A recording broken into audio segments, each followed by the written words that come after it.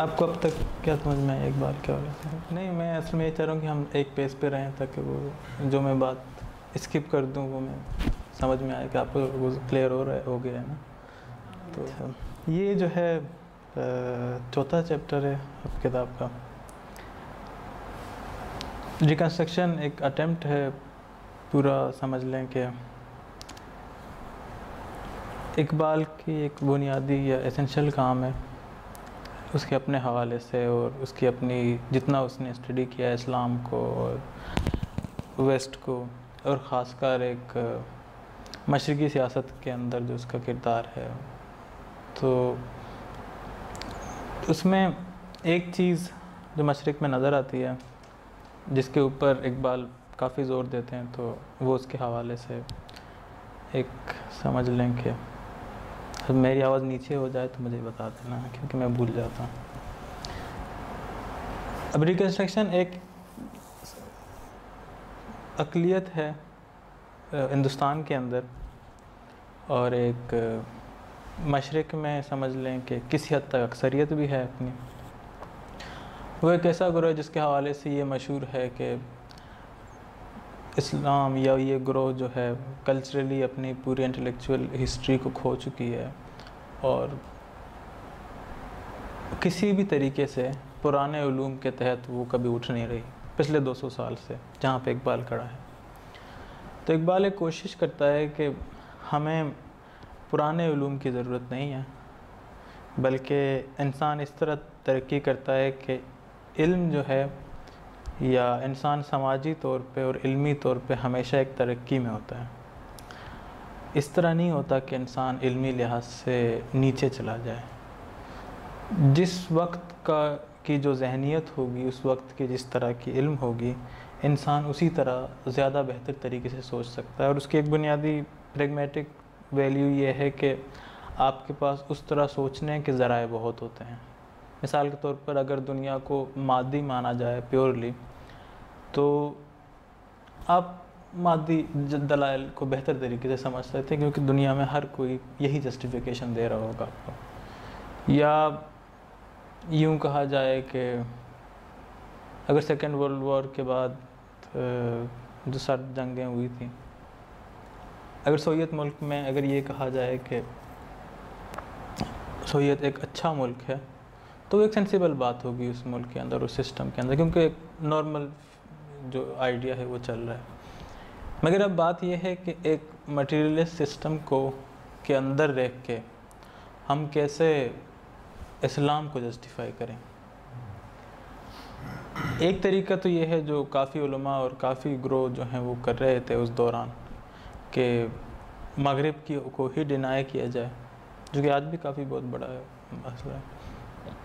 اور ایک تو یہ ہے کہ ایک نیا اسٹرکچر کھڑا کیا جائے مغرب کے پیرلل. دوسرا یہ ہے کہ جو پرانا اسٹرکچر ہے اس کو اسی طریقے سے دوبارہ اس کی ریبرتھ ہونی چاہیے یوں کہ لوگ اس کو دوبارہ سامنے لانا چاہیے. السلام علیکم. تو یہ مستقل اسٹوڈنٹ ہیں پابند ہیں. تو اقبال اس سسٹم کے اندر رہتے ہوئے وہ یہ کہتے ہیں کہ ہمیں جدید علوم کو ختم کرنے کی بالکل قطعاً کوئی ضرورت نہیں ہے بلکہ انہی کو فالو کرتے ہوئے اسی کے اندر سے جو ایک باہمی ایک ہم-آہنگ راستہ ہے وہ نکالنا ہے. تو اس میں جی تو وہ ایک اٹیمپٹ ہے اس طرح کا. میں وہ سمری دے رہا ہوں تاکہ وہ سارا کچھ ہو. جی ابھی تو اسی طرح کا ایک سمجھ لیں کہ دلائل جتنے بھی مذہب پہ ہوئے ہیں موضوع مذہب کا ہے اور مذہب کے اوپر عقلی اور یوں سمجھ لیں ایک اور طریقہ ہے جس کو وجدانی کہتے ہیں جو اقبال ایکسپلین کرتا ہے. عقلی اور غیر عقلی جتنے دلائل ہیں ان کے تحت مذہب کو کیسے دیکھا جاتا تھا اور ان میں کیا کیا خامیاں تھیں اور اس سسٹم کے اندر اپنے محض تجربات کی بنیاد پہ ہم کیسے ان کی توجیہ نکال سکتے ہیں. اقبال کے ہاں ایک ذریعہ ہے علم کا یا استدلال کا وہ عقل سے پہ اس کا فرق اس کو پرکھا جا سکتا ہے. اور دوسری جو ہے وہ وجدان ہے یا الہام ہے، مگر وجدان ایک جائز ٹرانسلیشن اس کی ہوتی ہے جس کو انٹویشن کہتے ہیں. تو کافی چیزیں عقلی دلائل کے اوپر ثابت ہو سکتی ہیں، کافی غیر مادی چیزیں بھی عقلی دلائل کے اوپر ثابت ہو سکتی ہیں، اور اقبال ان کو اسی طرح ثابت کرتا ہے. بہت سی ایسی چیزیں ہیں جن کی بالکل عقلی توجیحات نہیں ملتی. تو آپ کو مثال کے طور پر خدا کو اس کائنات کے اندر جسٹیفائی کرنا عقلی توجیح سے نہیں ہو سکتا. تو اس کے لیے جو دوسرا راستہ ہے الہام کا یا وجدان کا، وہ ہم اس کے ذریعے سے اس کو کیا جا سکتا ہے. اب اس کے پیچھے پوری ایک ضرورت ہے. وہ ضرورت یہ ہے کہ ایک تو جو پورا علمی ذخیرہ ہے اس کو مکمل طور پہ استعمال کرنا چاہیے، جو پیچھے کے دلائل ہیں اور جو آگے کے دلائل ہیں. اگر ہم الہام کو ختم کر دیں تو ہم اپنی تہذیب کے ایک بہت بڑے سمجھ لیں کہ لٹریچر کو تباہ کر رہے ہیں اور ان کو بالکل جاہل لوگ مان رہے ہیں. اگر ہم یہ کہیں کہ الہام ہے ہی نہیں تو سمجھ لیں کہ پوری تاریخ بلا وجہ کھڑی کی گئی ہے. اگر ہم الہام کو مانتے ہیں تو عقل والے جو لوگ ہیں وہ کافی مسئلوں میں آ جاتے ہیں.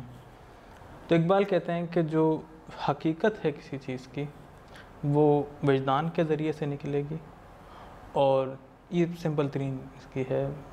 اس چیپٹر میں کافی کچھ بڑا ایکسپلینڈ ہے.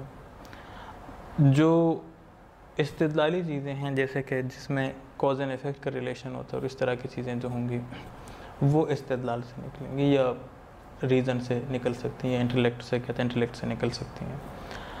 مگر جو حقیقت ہے وہ محض یہ نہیں ہے کہ ہمارا ایمان ہو کہ کوئی حقیقت ہے تو ہمیں وجدان سے ملے گا. وہ ایک پورا اسٹرکچر ہے، اور اس اسٹرکچر کا پوری ایک ایکسپلینیشن ہے، ڈیفینیشن ہے، مختلف لوگوں نے کی ہیں. ابن عربی نے ایک اسٹرکچر دیا تھا، علاؤالدین سمنانی کا ایک اتنا اسٹرکچر ہے، وہ ایکسپلینیشن ہے پوری. اور منصور حلاج کا ایک پورا ایکسپلینیشن ہے کہ وہ جو جی جیلی صاحب کا انسان الکامل ہے، اور ابن قیم کا ہے تعارف الروح کے نام سے. یہ مختلف ایکسپلینیشن ہیں کائنات کے اور اس چیز کے کہ یہ کائنات جس طریقے سے چل رہا ہے اس کے پیچھے کے عناصر کیا کیا ہیں، جس میں میٹیریلزم یا سائنس بھی ایک ایکسپلینیشن ہے. مختلف ایکسپلینیشن کے تحت یہ توجیحات فرق قسم کی ہیں. اب جو ایکسپلینیشن کسی خاص موضوع پہ پڑھیں گی اس کو اس موضوع پہ دیکھا جائے گا، جو کسی پہ نہیں پڑھیں گے اس کو اس پہ نہیں دیکھا جائے گا. یہاں تک چیزیں کلیئر ہو گئی ہیں. کوئی سوال ہے یا ہم آگے بڑھیں؟ ٹھیک ہے. تو یہ چیپٹر ہے چوتھا. اس سے پچھلا چیپٹر جو تھا تصور خدا پہ تھا، جس میں خدا کے حوالے سے آپ کو یاد ہے بحث کیا تھی؟ آپ اگر سمری اس کی تھوڑی سی دے دیں. آپ استاد ہیں، آپ کی خدا کی خصوصیات میں سے چند خصوصیات یہ ہیں کہ ایک تو وہ خالق ہے جس نے تخلیق کی ہے، اور وہ تخلیق جو ہے ایک مسلسل ہے اور وہ شروع سے چلی آ رہی ہے خدا کے ساتھ، اور وہ آگے تک چلتی جائے گی. اور اس تخلیق فطرت جو ہے اس نے نہ وہ کبھی شروع ہوا ہے اور نہ کبھی ختم ہونا ہے. ایک زمانی مکانی جو یہ عرض ہے یہ شروع ضرور ہوئی ہے، فطرت شروع نہیں ہوئی ہے. مطلب فطرت جہاں سے تھا وہ آگے تک جاتا جائے گا. جس کو ایولیوشن کہتے ہیں وہ اس زمین کی ایولیوشن ہے، جو بایولوجیکل ایولیوشن ہے، وہ فطرت کی نہیں ہے. جو بگ بینگ ہے یا جو بھی کہہ لو اس کو، وہ ایک پرٹیکولر ٹیمپورل اسپیشل نیچر ہے. وہ صرف یہ ہے جس کو ہم ایکسپلین کر رہے ہیں یہاں پہ بیٹھ کے. جو فطرت ہے وہ خدا کی ایک خاصہ ہے اور وہ اسی طرح خدا کے ساتھ جڑا ہوا ہے اور آخر تک وہ جڑا رہے گا. اس میں ضروری نہیں ہے چیزیں محض مادی ہوں، چیزیں غیر مادی ہوں. یہ کائنات ختم ہو سکتا ہے، کچھ بھی ہو سکتا ہے. تو دوسری اس کی خاصیت تخلیق کے علاوہ وہ یہ ہے کہ وہ عالم ہے اور وہ ہر شے کا عالم ہے. تیسری اس کی یہ ہے کہ وہ باقی ہے، ہمیشہ سے تھا اور ہمیشہ رہے گا. اور چوتھی جو ہے وہ اس کی قدرت ہے کہ وہ ہر شے پہ قادر ہے. میں اس پہ تفصیلاً نہیں جاؤں گا، تو زیادہ تر ہم اس پہ بات کریں گے کہ جو پچھلے میں یہ تھا کہ جو حقیقت مطلقہ ہے یا خدا ہے وہ تصور کیا ہے اور وہ کس طرح ہو سکتا ہے۔ آج کا موضوع یہ ہے کہ جو انسان ہے اس کی فطرت کیا ہے اور وہ کس طرح اس کا رویہ ہے۔ تو اقبال اپنا چیپٹر جو ہے وہ یہ خودی کے تصور سے ریلیٹ کرتا ہے یہ چیپٹر کچھ؟ اس کو خودی ہی کہتے ہیں، جس کو مطلب انسٹرکشن یہ ہے کہ اقبال کی شاعری کو سائڈ پہ رکھا جائے، یہاں پہ شاعری کا کوئی موضوع نہیں ہوگا، تو خودی جہاں پہ آئے گی یا ایگو آئے گا۔ اقبال اپنی شاعری میں بہت ہٹتے ہیں، کبھی کبھی وہ موقع محل کے تحت، مطلب اس نے کافی جگہ پہ کہا ہے کہ جب مجھے محسوس ہوا کہ یہ ڈالنا چاہیے تو اس نے وہ بھی اندر ڈال دیا، لطافت کی خاطر کچھ بھی اس نے کر دیا شاعری کے ساتھ۔ تو یہ ایگو جو ہے یہاں پہ ایٹ لیسٹ اس کتاب کے اندر ڈیفینیٹ ایک تصور ہے جو بڑا کلیئر ہے، اور اس لیے موضوع محض اس کتاب تک محدود ہے۔ تو ہم شاعری والے ایگو پہ نہیں جاتے ہیں جس کو خود ہی کہا جائے گا۔ ایگو ایز اے سیلف کہہ لو اس کو، یا آئیڈینٹی کہہ لو اس کو، تو وہ تصور اصل میں ہے کیا، وہ اس چیپٹر کا بنیادی موضوع ہے۔ چیپٹر ابتدا شروع ہوتا ہے جہاں سے، وہ یہ ہے کہ اقبال کہتے ہیں کہ قرآن میں انسان کے حوالے سے 3 چیزیں مطلب وہ بتائی گئی ہیں، اور وہ کلیئر ہے کہ وہ انسان کو اس طرح دیکھا گیا ہے۔ پہلی چیز یہ ہے کہ انسان کو خدا نے چنا ہوا ہے اپنے لیے، کہ وہ ایک چوزن بینگ ہے، جو بڑا واضح ہے اور کلیئر ہے اس میں۔ دوسری یہ ہے کہ انسان جو ہے کہ خلیفۃ الارض ہے، اس دنیا میں خدا کے خلیفے کے طور پہ ہے۔ تیسری اس میں یہ ہے کہ یوں سمجھ لیں، اس کو کیا کہہ سکتے ہیں، انسان جو ہے ایک آزاد شخصیت رکھتا ہے، جو ہاں وہ ایک انفرادی وجود ہے اور اسی کے تحت وہ چلتا ہے۔ یہ 3 موضوعات انسان کے حوالے سے ایکسپلینیشن کے لیے قرآن میں ہیں۔ ہیومن بینگ، ہاں عام انسان، نہیں، پہلا یہ ہے کہ وہ منتخب ہوا ہے خدا کی طرف سے، دوسرا یہ ہے کہ وہ خلیفۃ الارض ہے، تیسرا یہ ہے کہ وہ ایک فرد ہے جو آزاد ہے۔ یہ تینوں جو ہیں بڑے سمپل ہیں۔ اس کے علاوہ قرآن میں جو علم کے ذرائع ہیں وہ 3 قسم کے دیے گئے ہیں۔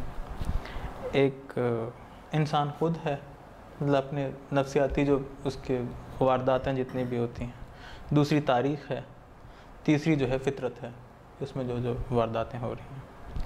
تو ان 6 موضوعات کے اوپر آج کی پوری بحث ہے، جہاں پہلا ہمارا معاملہ جہاں پہ آتا ہے وہ ہے ہیومن ایگو کا، کہ ایگو ہوتی کیا ہے۔ ایگو کو ویسے لفظی مطلب پتہ ہے؟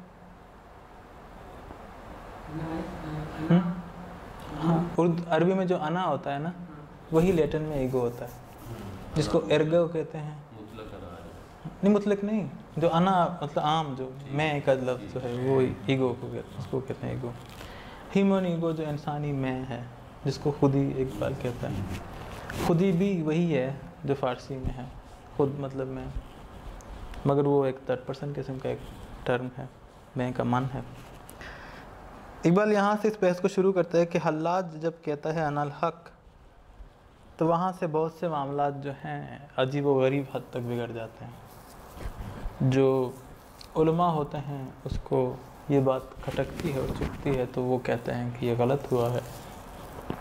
کافی لوگ اس کی ویت الوجودی توجیحات دیتے ہیں، جس کے اقبال کہتے ہیں کہ کوئی غلط شرح ہے انا الحق کے اوپر۔ تو انا الحق اصل میں اقبال کے ہاں جو خودی کی ہائر پوزیشن ہے، وہاں تک پہنچنے کے بعد جب انسان اپنے اندر اپنی اصل کو پہچان لیتا ہے تو وہ اس اصل کے لیے اس کے اندر سے ایک آواز انا الحق آتا ہے۔ وہی حضرت علی کا جو ہے کہ میں قرآن ناطق ہوں، وہ بھی وہ کہتے ہیں کہ اسی ایک ہائر ریئلٹی کی ایکسپریشن ہے۔ تو چند چیزیں ہم میت یا خودی یا آئینس یا ایگو اس کے بارے میں جانتے ہیں.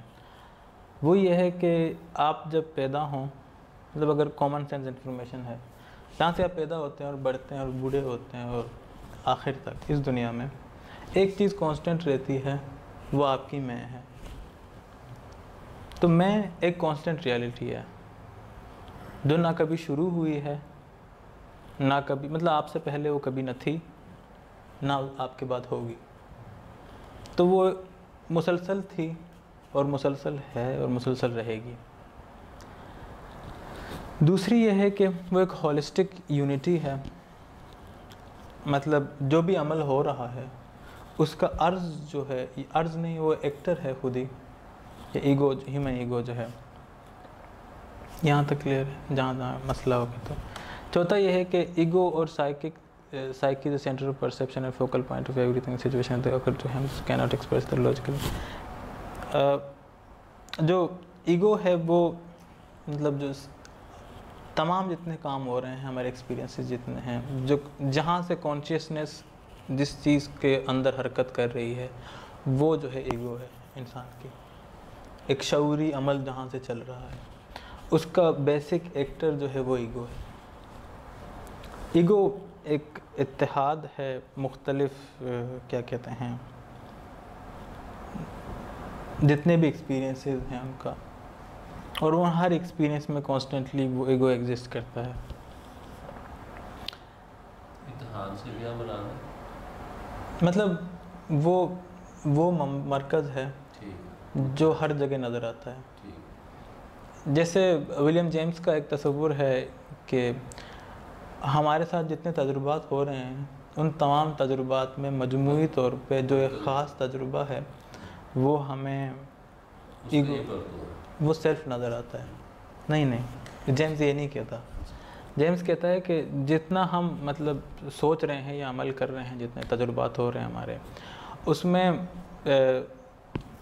ان کا ایک مجموعی اگر شکل ہے تو وہ کانشیسنس ہے. تو ان سب کو اگر ملا کے اکٹھا کیا جائے وہ سیلف بنتا ہے. اقبال کہتا ہے کہ سیلف کے لیے ان تمام تجربات کی ضرورت نہیں ہے. سیلف ایک میں بھی ہے اور سیلف ان سب میں بھی ہے. ان سب کو یہ اقبال کا ہے، جیمس، ولیم جیمس ہے اس میں. سیلف جو ہے وہ ایک واردات میں بھی ہے، وارد جو کوئی بھی لمحہ ہو، وہ سب میں بھی ہے. وہ ہے جو ایکٹ کر رہا ہے. مطلب وہ ایک الگ چیز نہیں ہے، وہ کسی شے کا مجموعہ نہیں ہے. وہ کانسٹنٹلی ایک سمجھ لیں عمل ہے جو ہمیں محض کرتا ہوا نظر آتا ہے. یہ مولانا ہے. تو یوں کہہ لیں کہ فزیکل اینڈ مینٹل کرتے ہیں ٹائم، جو اب اس کو کیسے ایکسپلین کیا جائے سمپل طریقے سے. ایگو کو کچھ لوگ ہیں جو یہ مانتے ہیں، مفکرین، کہ جیسے اشعریوں کا ماننا ہے کہ نفس جو ہے وہ حادث ہوتا ہے. حادث اس لحاظ سے کہ نفس ایک پوائنٹ پہ آ کے فنا ہو جاتا ہے. جب جسم مرتا ہے تو نفس بھی مر جاتا ہے، اور نفس جو ہے مسلسل ترقی کرتا ہے، مطلب بدلتا رہتا ہے، اور ایک پوائنٹ پہ اس نے ختم ہو جانا ہوتا ہے. تو موت کے بعد جب دوبارہ زندگی ہوگی تو نفس کو دوبارہ زندہ کیا جائے گا بشمول جسم کے. اقبال اس چیز کا چونکہ قائل نہیں ہے، تو وہ کہتا ہے کہ ایگو جو ہے وہ کانسٹنٹ رہتا ہے. وہ ایک فزیکل ڈیکمپوزیشن یا مینٹل جو اس کی پوری چین ہے وہ اس طرح سے ڈیولپ نہیں کرتی. وہ ہمیشہ ایک ہی طرح سے ہوتا ہے. آپ کو صرف اس کی گروتھ ہوتی ہے اندر سے، مگر وہ کبھی ختم نہیں ہوتا. ایک اور چیز جو اہم ہے وہ یہ ہے کہ جو اسپیشلٹی ہمارے کانشیسنس میں ہے وہ ایکسٹرنل اسپیشلٹی سے فرق ہوتی ہے. جو ایکسٹینشن ہے نا اسپیس کی، پوری ٹائم اینڈ اسپیس جو کانشیسنس کے اندر ہوتی ہے وہ باہر کے ٹائم اینڈ اسپیس سے فرق ہوتی ہے. تو کسی بھی رد و بدل کو جو کہ ہم مٹیریل مانتے ہیں اس کو ہم ایگو کے ساتھ جوڑ نہیں سکتے، کیونکہ وہ کانشیسنیس کی طرف نہیں چلتی. یہاں پہ جو چیز سمجھ میں نہیں آ رہی مطلب مجھ سے پوچھ لو, میں جہاں پر کلیئر کر سکتا ہوں میں کر لوں گا, جہاں تک نہیں کر سکتا. یہ میرے ساتھ سے ڈفرینٹ ہے. جی کیا کہہ رہے ہیں؟ جس طرح پچھلی دفعہ چیپٹر 2 میں ایک ایکسپلینیشن ہے کہ زمان 2 قسم کے ہوتے ہیں, ایک ڈیوریشن ہوتا ہے اور ایک سکسیسو ٹائم ہوتا ہے. ٹائم سکسیسو وہ ہوتا ہے جو ڈویژن میں چلتا ہے. تو جو جی ہاں وہ بولے, جو پاسٹ اینڈ فیوچر اور پریزنٹ کی جو ڈسٹنکشن ہے وہ کانشیس ایکسپیرینس میں سکسیسو نہیں ہے, وہ کچھ بھی ہو سکتا ہے. میرے دلائل ماضی کے تمام جس طرح کے ہوں وہ کسی بھی طریقے سے ایکسپریس ہو سکتے ہیں. ماضی حال میں آ سکتا ہے, حال کسی اور طریقے سے پیش ہو سکتا ہے. میں پریڈکشن مستقبل کی کچھ بھی کر سکتا ہوں. وہ ٹیمپورلٹی فرق چیز ہے اس کی, جو ایک فکس ٹیمپورلٹی ہے جہاں پہ جس کی بنیاد پاسٹ پہ کڑی ہے. مٹیریلسٹ ورلڈ ہے, مطلب جو ایک فزیکل ورلڈ ہے وہ پوری ہمیں آج میں نظر آتی ہے, جس کی بنیاد ایک ماضی میں کڑی ہے اور جس کے آج کے بعد ایک مستقبل ہے. اور یہ پورا ایک چین ہے ٹائم کا, یوں کر کے پورے ٹائم اسپین جس کا ہے وہ کانشیسنیس پہ اپلائی نہیں ہوتی. تو اس میں اپنا ڈیوریشن فرق قسم کا ہے. یہاں تک ماضی حال مستقبل کانشیسنیس پہ اپلائی نہیں ہوتی, نہیں ہوتی ہے مگر اس کا اپنا انداز ہوتا ہے چیزوں کا. اسپیشلٹی اس پہ بالکل اپلائی نہیں ہوتی. اسپیشلٹی کے برابر جو اسپیس ہے, مکانیت جو ہے وہ اپلائی نہیں ہوتی. ہم جب ایگو کے بنیادوں کو سارا کلیئر کر لیں تو اس پہ سمجھ میں آ سکتا ہے, مگر پرسنل ایبیلٹی پہ اتنی بات نہیں ہوگی. بات جتنی یہ ہوگی کہ ایگو فطرتاً کس طرح کی چیز ہے اور وہ ڈیولپ کیسے کرتی ہے. اب اس مکان کو جس طرح میں ایکسپیرینس کر رہا ہوں, ایگو کی ایکسکلوسیوٹی ہوتی ہے کہ ایکسکلوسیوٹی, ایگو بہت ڈسٹنکٹلی ایکسکلوسیو ہوتا ہے. وہ اپنے اندر کسی اور کو آنے نہیں دیتا. مطلب چاہے کچھ بھی ہو, ایک تو چیز ایگو میں یہ ہوتا ہے کہ جو ایک انٹرنل اس کا معاملہ ہے اس میں چیزیں فرق طریقے سے کمپوزیشن بنتی ہیں. مثلا جو میٹیریل ورلڈ ہے, ہم کرسی کو ٹیبل کی موجودگی کے بنا تصور کر سکتے ہیں, مگر کوئی بھی ایک مینٹل فینومنا کو دوسرے کے بغیر تصور نہیں کیا جا سکتا. کبھی کبھی کیا بھی جا سکتا ہے, اس پہ کوئی اس طرح کی میکینیکل لا اپلائی نہیں ہوتی. انٹرنلی وہ سارے اپنے آپ میں کنیکٹڈ ہوتے ہیں, مگر آپ کا جو ایگو ہے یہ آپ کا ہے اور آپ کا ہے اور میرا ہے, اس 4-5 فرق ہیں. اگر دنیا میں سارے لوگ ایک قسم کی خواہش رکھیں اور میرے علاوہ سب کی وہ خواہش پوری ہو تو تب بھی میرے وجود کو کوئی تسکین نہیں ملے گی, کیونکہ میرا مسئلہ محض میرا مسئلہ ہے, وہ کسی اور کا بھی نہیں ہے. آپ کا مسئلہ صرف آپ کا ہے اور ان کا ہے اور ان کا سب کا الگ الگ ہے. کسی ایک کی تسکین سے دوسرے کی تسکین نہیں ہوتی, نمبر 1. دوسرا, کوئی بھی ایک شخص دوسرے کے خودی پہ عمل درآمد نہیں کر سکتا, کوئی کردار ادا ہی نہیں کر سکتا, وہ انوالو ہونے نہیں دیتی. ایون مطلب کانسیپٹ آف گاڈ کے اندر ہم یہ بھی تھا کہ آپ خدا جو ہیں وہ جب اپنا ذکر کرتے ہیں جب اپنے بارے میں, تو بہت الٹیمیٹ قسم کی وہ ایکسپریشن ہوتا ہے ایک سیلف آئیڈینٹی کا, جو ان کے ہاں قرآن میں جس طرح ایکسپریس کیا گیا ہے. یہاں تک اس کی ایکسپریس.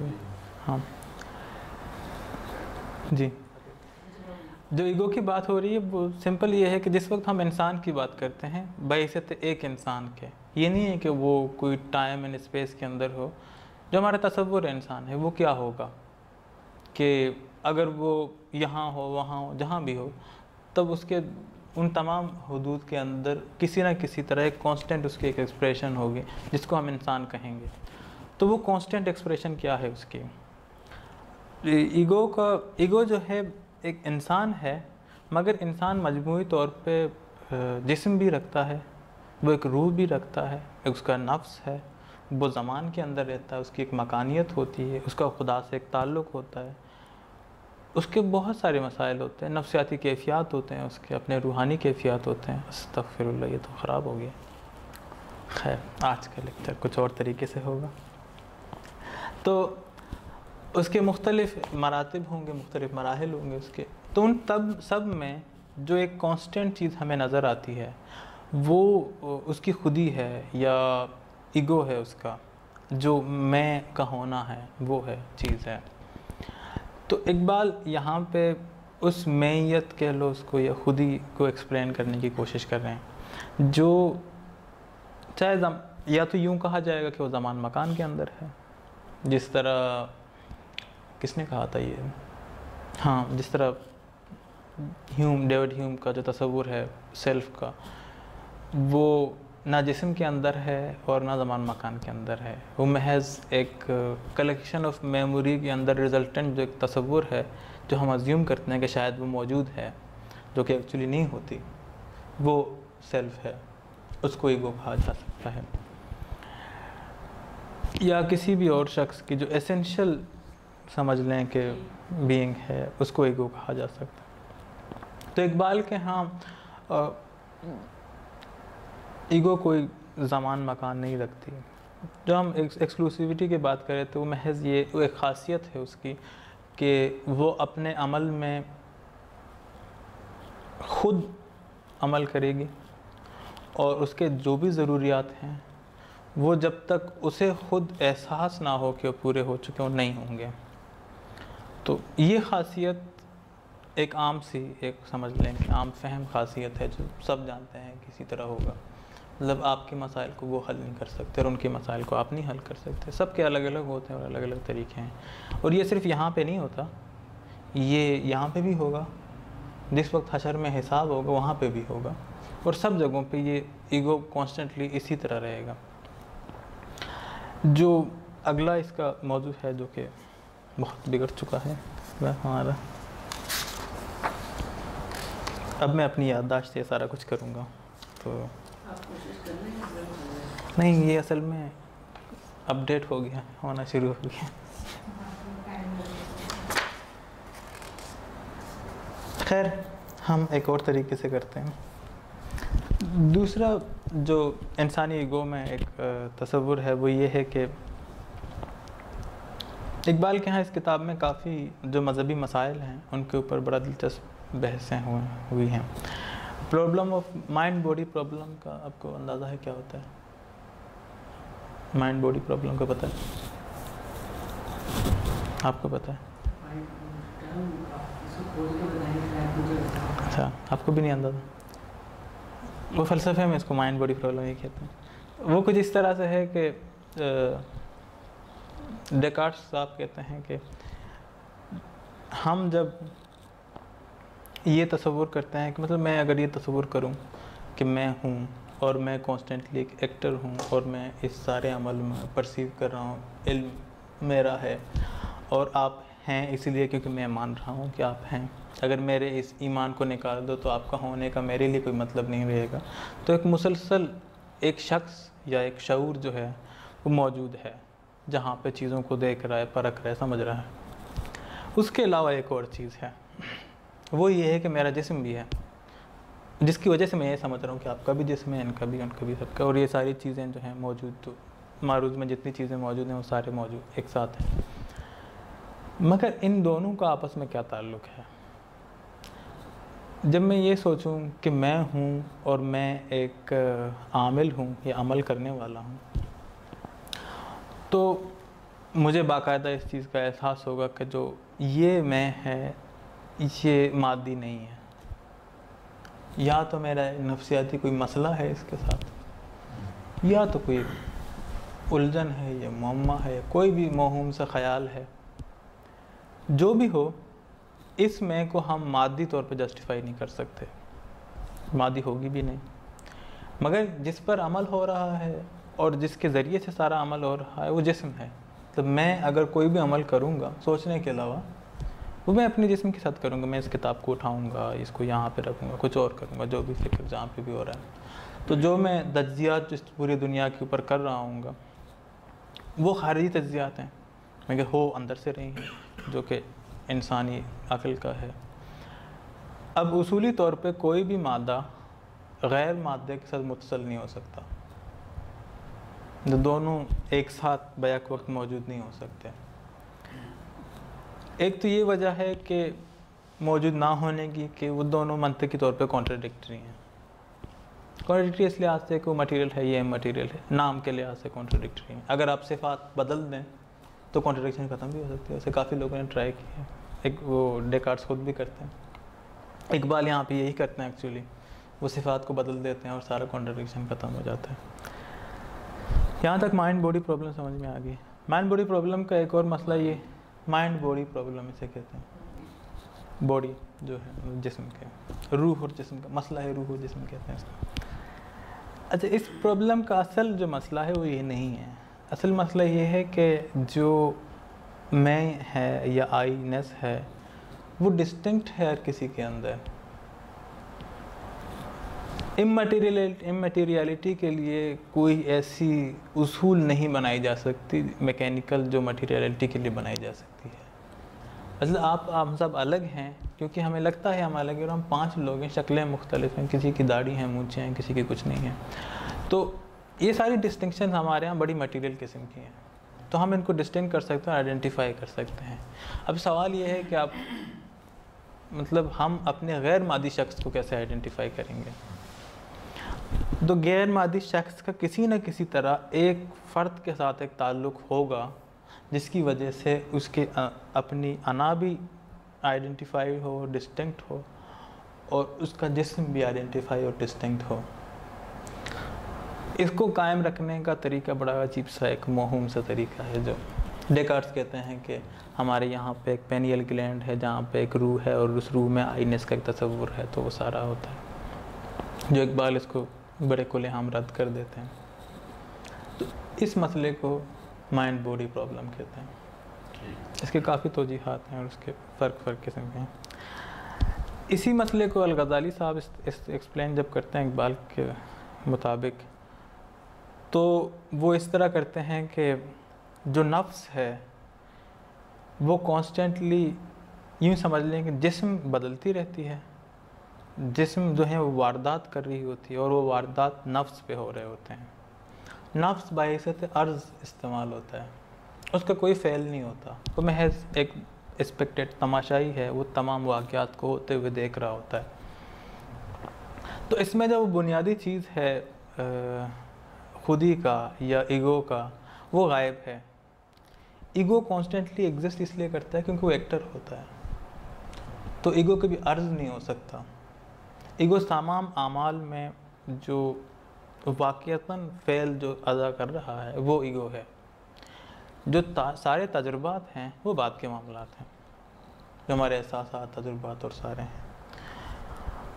یہاں تک ایگو اور اس کا کلیئر ہے. یہ تو ایگو کا معاملہ ہے. اب جو پچھلا موضوع تھا اس میں ایک خاص چیز تھی, وہ یہ تھی کہ کسی بھی ایگو سے محض ایگو جنریٹ ہو سکتی ہے. یہ یاد ہے آپ کو؟ تو الٹیمیٹ ایگو جو ہوگا اس میں مختلف ایگو جنریٹس ہو سکتی ہیں. جو پروڈکشن ہر انڈیویژول ریپروڈیوس کرتا ہے کسی بھی صورت میں ہو سکتا ہے, اور ہر ریپروڈکشن جو ہوگی وہ ایگو کی شکل میں ہوگی. تو یہ لکڑی ہے, یہ ٹوٹ کے کسی اور شکل میں بدل جائے گی, تو وہ ایک انڈیویژول کی ایک ریپروڈکشن ہوتی ہے. وہ پروڈیوس کرتے جاتے ہیں اور مختلف ایگو بنتے جاتے ہیں. اب کچھ جو ہیں وہ درجے کے لحاظ سے بہتر ہوتے ہیں اور کچھ. السلام علیکم. نہیں, اگر قہوہ مل جائے تو کمال ہی ہو جائے.